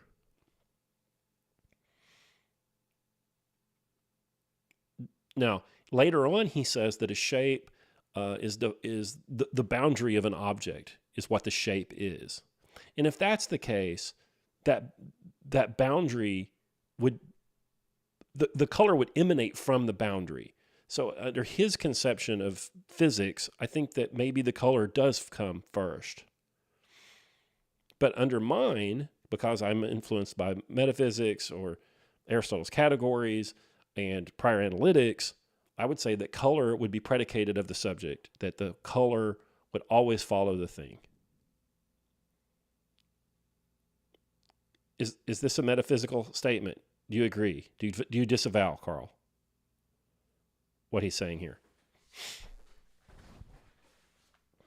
Well, what do you use the definition for? Oh, And I'm thinking back to the list, or his B example. You use the definition to be able to pick it out, to define, I don't know what word he's using, but you to draw a line around it. And shape being that which always accompanies color. That follows. Well, then I can see. I can pick. Well, there's a shape. Everything I see, every time I see color, shape. I can find it. It doesn't have to be a metaphysical statement. It could be a golden book guide to identifying shape. Whenever you see color, there's shape. But where we discuss shape, there's not always color, right? So we talk about roundness. there's no red there, unless you put it there. No, but when I see red, there's a shape there. Mm-mm. What are you talking about? What kind of NPC stuff is that? It's just red, bro. No, I can never just see red. I have a red pen. I have a red Really? um, What about you, John? amplifier. I have a red pencil sharpener. They're all shapes. But, but when we talk about red, we're just talking about red. We're talking about the color. Do you have to see something that's that color, or do you just picture blue? Blue is probably John's favorite color. That actually is true. I knew it. We're soulmates. The missing shade of blue. I cannot envision color detached from a shape. I'll be damned. That means I'm either better or worse than you guys, but not the same. Can you rotate it? I think the only thing that could save us is Taylor Swift's Red album. That's not a shape. It's just music. I've disavowed Taylor. Swiftly. I did. Yes. There you go. He'll shake it off. What about blank space? Sorry, I'll stop. I'll write a name. Okay. There were a bunch of questions in here. There were a bunch of questions in here in the chat earlier about the nature of evil and about malice, and there were questions and comments directed to this issue of people always doing things in the pursuit of the good. Go. Well, you can think about it psychologically. You have to probably do particular cases, and here's somebody that does something bad. What was the motive for the badness? Was it badness itself? And it's hard to because badness doesn't have the characteristic of a motive. It doesn't move the will. What moves the will is maybe vengeance, which is a species of justice, or money, or whatever. Why do you kill somebody? Theoretically, They needed it. it's because you think it's good to kill that person. Yeah, Terrence Brennan asks, "We are assuming free will?" ? Yes. Yes, we are. My podcast partner at the Online Great Books podcast, Karl, he says, think of a smoker. He says the smoker doesn't smoke because he knows it's bad for him. He does it because he likes the benefits of the nicotine, which he's right about, or the conviviality on the smoke break, or whatever. Right? There are good things about the cigarette smoking that he or she values more than the deleterious effects, and they are pursuing the good of cigarette smoking. And Karl also says the only action he could think of that is not motivated like this is spite. Yeah, spite's my possible objection, where you do something simply because it's wrong. In the Confessions, when Augustine steals the pear, he doesn't need to eat it. It's not a good pear. They throw it to the pigs. Why does he do it? And he has this interesting line. It's like which might work with spite. And even then, maybe Socrates is right. He says it's the slave Yes. aping his master. It's so you're imitating God. Yeah, it's an assertion of self. Spite is, I think. It's a desire for it's a desire for agency in the face of like expectation or something like that. I think there's still a pursuit of good in it. Highly disordered. Magnification of the self above everything else in the universe. Rather to reign in hell than to serve in heaven. It's pretty weird. But that's my one exception. Everything else you can sketch out for on some theory of the good that is seen. I think Socrates is probably right for almost every case, and maybe every case. I think every case. I mean, even the spite, which is the best one I've heard of. What do you think of this, John?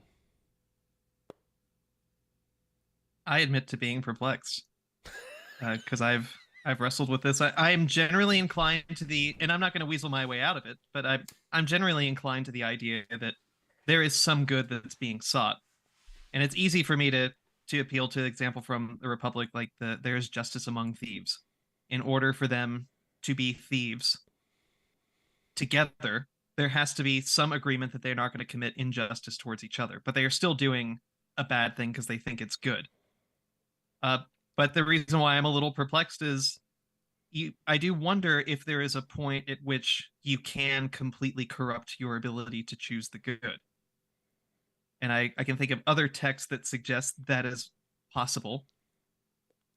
But I don't have a firm answer for you. It's been kicking around my mind for a few months.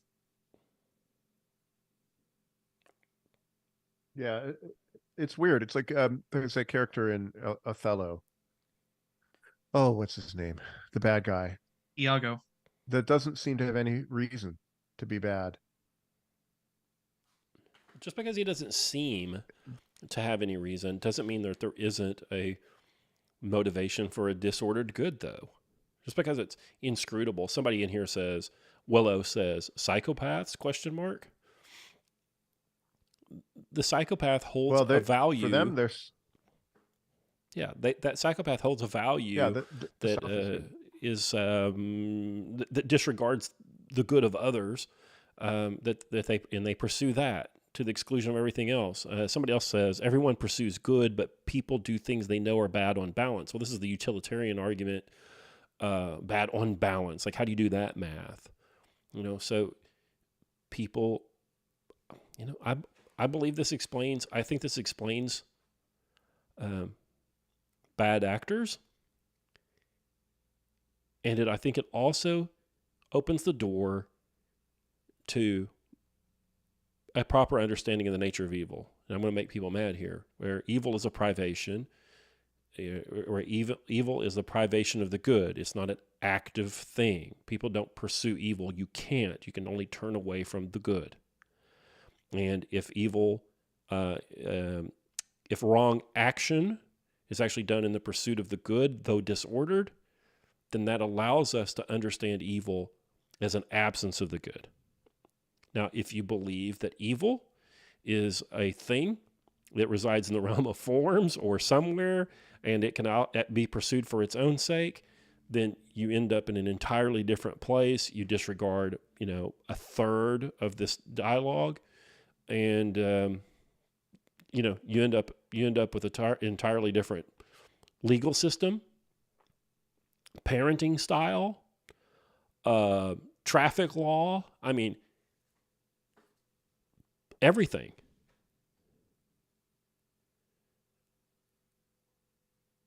Yeah. Of note. He goes, yeah. Well, there's so many ways you could go there. But I want to point out that in this dialogue, they don't use the word evil. No. It's the bad. Right. Nobody chooses the bad because it's bad. Yeah, but we know what they're talking about. Well, now evil's another thing. Evil's extra bad, another right? thing. Evil has the characters. Yeah.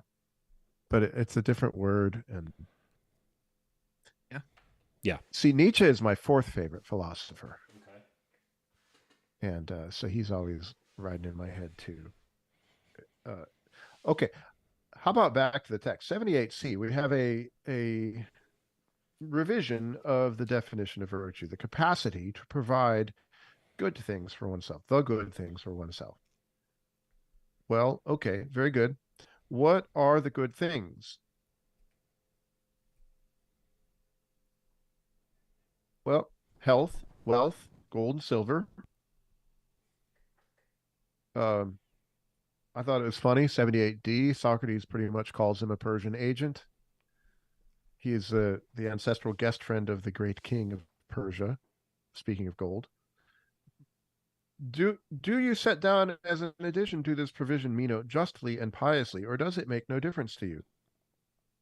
If someone provides himself with these things unjustly, do you call it virtue all the same? doubtless knows Socrates. So you have to get good things, but Meno at least is unwilling to say that it doesn't matter how you do it. Callicles will say differently, but uh, well, okay. Well, what is justice? Is justice um,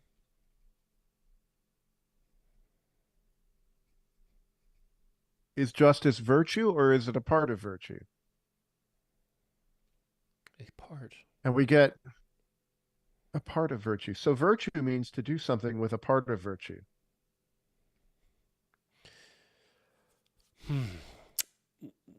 John.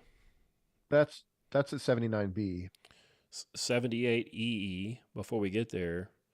Then failing to secure gold and silver whenever it would not be just to do so, either for one or another, is not this failure to secure them also virtue, it seems.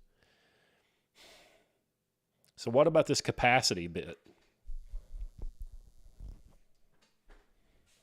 Well, I'll read the Bartlett translation just because you get the wordplay a little more. 78E, not providing gold and silver, either for oneself or another, when providing it is unjust. Isn't this very lack of provision virtue? Okay. Right. So the definition was capacity to provide, but it's begging the question, well, what is the capacity? And so that's what I think Karl was asking. Well, is it with justice or is it with piety? Then it would seem the virtues themselves are capacities. But then that would mean if I want to know what virtue is, I have to know what a capacity is. And you've got to keep working Meno back in the hopes that he sees that he does not know what he thinks he knows. And sometimes the virtue is not to provide yourself the good things, to forego the good things when you could only get them unjustly. So virtue sometimes is not getting them. Wait a minute. It's like mind blown. Does Socrates say this? Yeah. Not providing gold and silver, either for oneself or another, when providing it is unjust. Isn't that very lack of provision virtue? Okay, there you go. So I could get gold if I betrayed my friends. I could get a lot of gold. I'll just I'm sure it's been done. Probably. But I'm not going to do it because that would be unjust. So my not doing it is virtue. So actual inaction can become virtuous.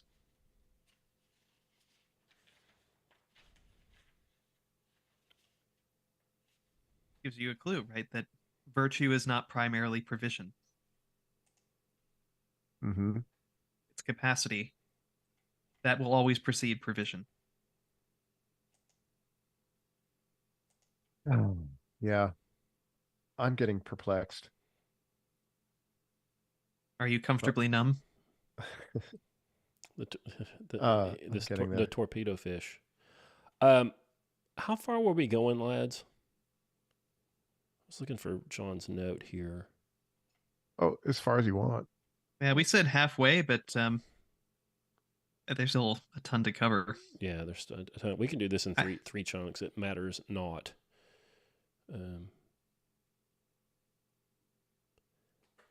The next page, we can flip this over. So, go ahead.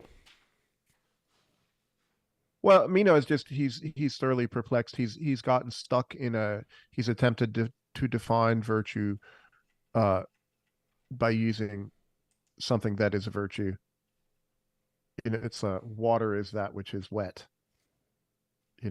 Well, and wet things are things with water. So water is that which is with water. It doesn't tell you anything. These are not obvious. It's not obvious how you define things. You're not allowed to define things using the thing you're defining in the definition, because it doesn't get you anywhere. But all definitions are tautological in nature, though. Are they? They're not necessarily self-referential, but they share something with that. They're like, water is the nature of water is what water is. You can define it, but they're a good definition is like axiomatic, isn't it?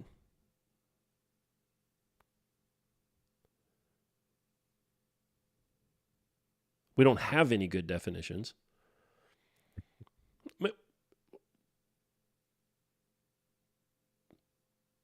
I You think I think definitions are quite often pointing, which is going to get us to, I don't know if we're going to get to the geometry problem tonight, maybe not, but in the end, to define something, you end up, it has to be apodeixis. You have to point. You have to, oh, that over there, that's red. I can define red for you as the particles are emanating from the shape in a particular wavelength that fall upon the retina and are perceived as red, but you still don't know what red is. Red is a color that looks like this. Right. And I have to point. All knowledge comes through the senses, right? As somebody said. I don't know if that's true. Well, some of it does. That's for Thomas. Let's go up to the geometry work. What do you say, guys? We have to stop somewhere.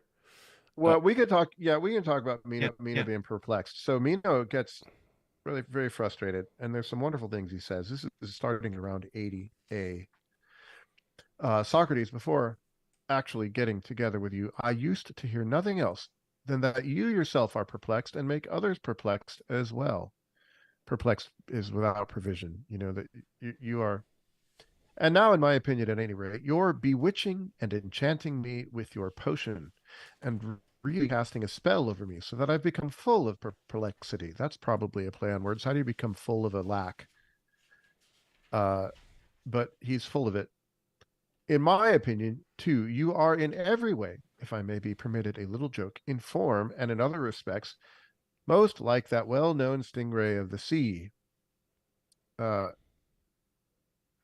it, too, always makes anyone who may draw near it and touch it feel numb. And in my opinion, you have now done some such thing to me. For in truth, I, for my part, feel a numbness in both my soul and my tongue, and I can't give you any answer. And I want to go up one more line. Yet countless times I've made a great many speeches about virtue before many, and very well, too, in my opinion, at least. But now I'm not able to say even what it is at all. Meno is a speech maker. I think he's called Socrates fat in passing, which is funny. But he's made speeches about virtue,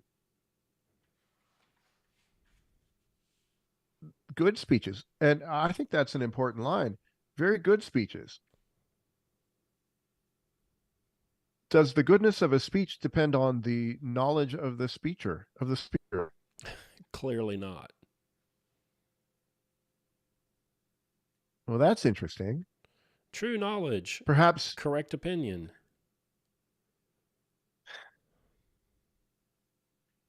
Yeah, maybe he was giving tragic speeches to the people, speeches that pleased them, that were pleasant, but the search for what virtue is not particularly pleasant. Maybe.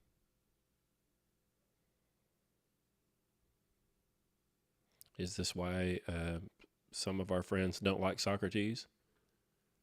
It's just the inquiry itself is just too uncomfortable. The search is too much. The perplexity is. Yeah, it's like juggling or walking a tightrope.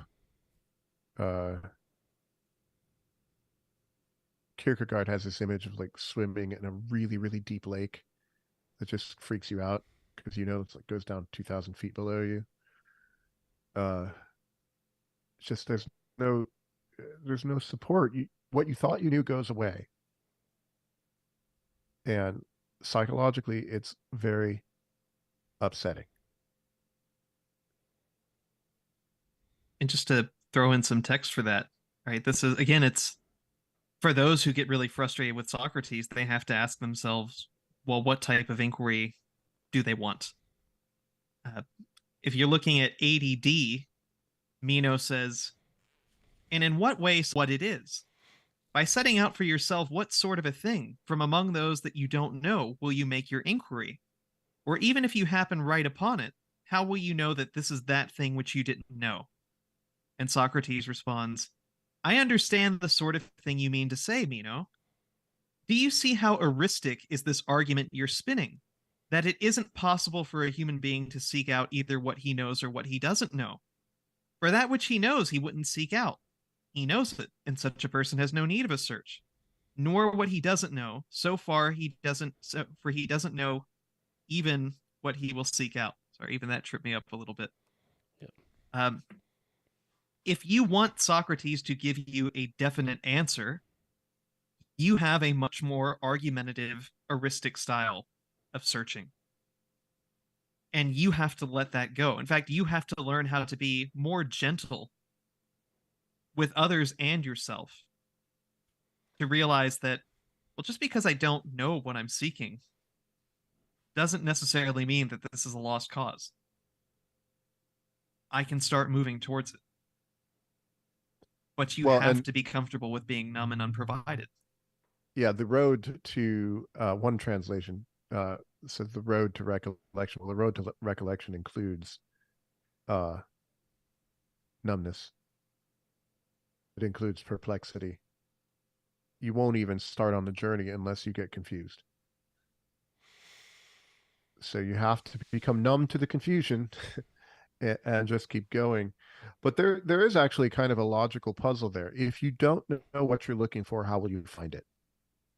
Yeah, Meno's pass right by it, and yeah, Meno's paradox, they call it. So there is that practical logical go to my library paradox. Yeah, go to my library and get the book I'm thinking of. Have you met my Well, wife? how will I know which book it is? Is that how she yeah, makes requests of you? Yeah. You know the one I'm thinking of. So this is one of these Plato things. Like, here's a practical paradox. If you're looking for something you don't know what it is, how will you know you found it? Okay, there's that. It's right there in front of us. And then Socrates sees further into this, problem that you point out, John, of, dealing with this perplexity and being at sea intellectually as you do this. And I tell people at in the orientation for Online Great Books that they need to learn to be kind with themselves as they're doing these readings, because you're not going to understand them. Aristotle is the worst or best, whatever. You're not going to understand categories until you understand metaphysics. You're not going to understand metaphysics until you understand categories. You're not going to understand either of them until you understand prior analytics. And, you're going to have 8 balls in the air before you can start to get it. And so you're going to be completely lost and overwhelmed by it for maybe months and months and months. And then you're only going to get a glimmer of the thing. So you have to be kind with yourself in that perplexity, and, not hate yourself or not think less of yourself, and, to understand that that's just what has to happen to get there. And, and I like that you see that in Socrates here, because I only saw the thing on the surface, which is, how do we deal with this problem of finding the thing we don't know about? Schooling. Okay, you guys can just go to the bathroom while I rant now. Schooling with, a lesson and then a quiz on Friday and then a midterm and then a final, makes learning a open and shut thing. You're either successful or you're not. And, I find that people that read these books with me, the better of a student they were, the more frustrating they find Socrates and Aristotle to be, because you don't get the payoff by getting an A on the quiz Friday. You're queasy the whole time because you just can't get it. You can't get there. And I hope that when Socrates asks these questions and you think, gosh, I hate him, or he asks these questions and you think this doesn't make any sense, I hope that people have the faith in him that he's acting in your best interest, and that you let him take you by the hand and do the thing. And, go numb and get all messed up over it. There you go. Yeah. Do you mind if I use some text to back you up? I would love that, John. One of the most famous arguments, and this is an aspect of it I did not see until this reading. So this is 81C, right after quoting some poetry. Now, since the soul is immortal and has come to be many times and has seen both the things here and those in Hades, in fact, all things, there isn't anything it hasn't learned. As a result, its being able to recollect what pertains to virtue and other things is nothing to be wondered at, since it also knew them previously. For nature as a whole being akin, and the soul having learned all things, nothing prevents someone, once he has recollected just one thing, what human beings call learning, to discover all else, if he is courageous and doesn't grow weary in the search. For searching and learning as a whole are recollection. And that's the part I didn't remember, that it's searching and learning that are the recollection. And if you are not open to that search, and he's very clear, if you do not have the courage for that search. Oh, there he is. I don't know why that happened, but it happened at exactly 9:00. Carry on.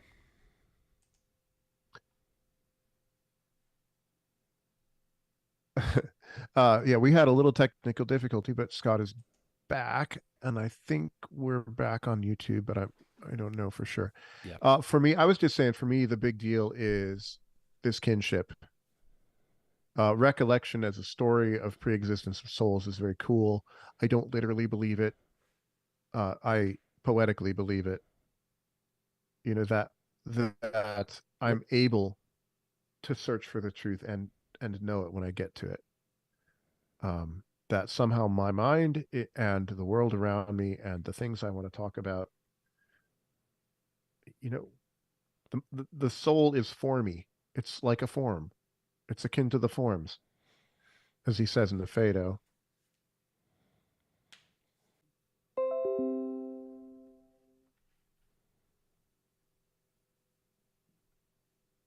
Because we have been going a good 2 hours, and I think the live feed is it's suffering. A little bit squirrely.